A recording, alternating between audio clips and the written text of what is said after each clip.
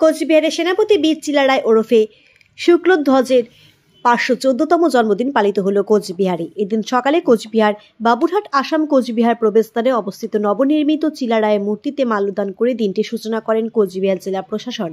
উপস্থিত ছিলেন কোচবিহার মহকুমা শাসক, কোচবিহার পৌরসভার পৌরপ্রধান রবীন্দ্রনাথ ঘোষ, উত্তরবঙ্গ রাষ্ট্রীয় পরিবহন সংস্থার চেয়ারম্যান পার্থপ্রতিম রায়, জেলা এসসি ওবিসি তৃণমূল কংগ্রেসের সভাপতি পরেশ চন্দ্র বর্মন সহ অন্যান্যরা। পার্থপ্রতিম রায় বলেন, গোটা বিশ্বের সময়ের মতো যত বীর যোদ্ধা ছিল তার মধ্যে তৃতীয় স্থানে রয়েছে তিনি চিলের মতো দৃষ্টি নিয়ে যুদ্ধক্ষেত্রে ঝাঁপিয়ে পড়তেন, তাই তার নাম রয়েছে চিলারায়। পরবর্তীতে তারই যুদ্ধনীতি অবলম্বন করেছিলেন ভারতের শ্রেষ্ঠ যোদ্ধা বীর শিবাজী মহারাজ। অপরদিকে রবীন্দ্রনাথ ঘোষ রাজ্য সরকারের কাছে আবেদন করে বলেন, চিলারায়ের যুদ্ধ কৌশল, গরিমা এবং তার ঐতিহ্য পাঠ্যপুস্তকের আওতাভুক্ত হলে ছাত্রছাত্রীরা তার সম্পর্কে অনেকটাই জানতে পারেন।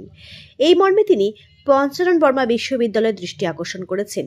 কথিত আছে, ভুটান এবং ভারত আক্রমণ থেকে কোচবিহার রাজ্যকে রক্ষা করেছিলেন তিনি, সুতরাং তার ইতিহাস যথেষ্ট গুরুত্বপূর্ণ। আমার সংগঠনের পক্ষ থেকে এবং আমাকে যারা সহযোগিতা করছে, কোচবিহার পৌরসভা বিভিন্নভাবে সহযোগিতা করছে, আমরা তোমার অভিনন্দন জানাই। আর তারা যা আছে সবাই বলছেন, দুইটা মূর্তি আছে, একটা বড় মূর্তি, একটা ছোটো মূর্তি। দুই মূর্তিতে সবাই কিন্তু ফুলমালা দিয়ে সবাই আমরা চিলারায়ের উনি দেবো, চিলারায়ের জয় হোক। আমরা এই মাথাতে রাখি, আমরা এমন কিছু করবো না যাতে আমরা চিলারায়কে আমরা অসম্মান করা হয় বা মহারাজা জগদীপেন্দ্র নারায়ণকে অসম্মান করা হয়। সবাই মিলে সবাই ফুলমালা দেবে না আমার বিশ্ব মহাবীর চিলারায়। কুচবিহারের মহান বীর চিলারায়ের এই জন্মতিথির পূর্ণ উৎসবে আসতে পেরে নিজেকে সৌভাগ্যবান মনে করছি। আমি ওনার প্রতি আন্তরিক শ্রদ্ধা এবং আমার বিনম্র প্রণাম জানাই। যেহেতু চিলের মতো ছো মেরে তিনি যুদ্ধ করতেন, তাই তার নাম চিলারায় হয়েছে। এবং চিলারায়ের এই যুদ্ধে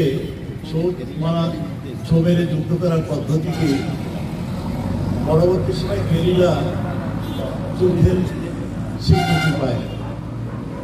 এবং চিলারায়ের পরে মারাঠি যে বীর শিবাজী, তিনিও বীর চিলারায়কে অনুসরণ করেই গেরিলা যুদ্ধে করেছিলেন।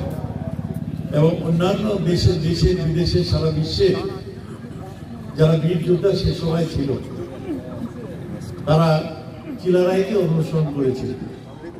তো সেই ক্ষেত্রে বীর চিলারায়ের যে ইতিহাস, বর্ণময় যে জীবন বা যে ইতিহাস, সেটা সেভাবে ইতিহাসে পাল্টায় জায়গা পায়নি। এখানে এনজিও সাহেব রয়েছেন, আমরা এর ইউনিভার্সিটি রয়েছে। আমি এনজিও সাহেবকে অনুরোধ করব যে একটা প্রস্তাব আমাদের ইউনিভার্সিটিকে দেওয়া যায় কিনা, পঞ্চানন বর্মা ইউনিভার্সিটিকে, যে কমপক্ষে বীর চিলারায়ের বর্ণময় ইতিহাসটা এই প্রজন্মের যারা রয়েছে তারা যদি জানতে পারে। ইতিহাসে চর্চিত নয় বা বিশ্বের বহু মানুষ অবগত নয়, কিন্তু আমাদের এই কোচবিহারের গৌরব গাথা ধীরে ধীরে উন্মোচিত হচ্ছে। বিশেষ করে পশ্চিমবঙ্গ সরকারের মাননীয় মুখ্যমন্ত্রী মমতা বন্দ্যোপাধ্যায়ের উদ্যোগে পরপর যেসব কর্মসূচি গ্রহণ করা হয়েছে, ইতিহাস ঐতিহ্যকে ধরে রাখার জন্য কোচবিহার হেরিটেজ ঘোষণা, পাশাপাশি বিশ্ববীর চিলারায়ের মূর্তি স্থাপন, এই চকচকা বাবুরহাটে প্রায় 64 লক্ষ টাকা ব্যয়ে এই সুদৃশ্য মূর্তি সম্ভবত গোটা উত্তর পূর্ব ভারতেই প্রথম এত বড় মূর্তি প্রতিষ্ঠিত হলো।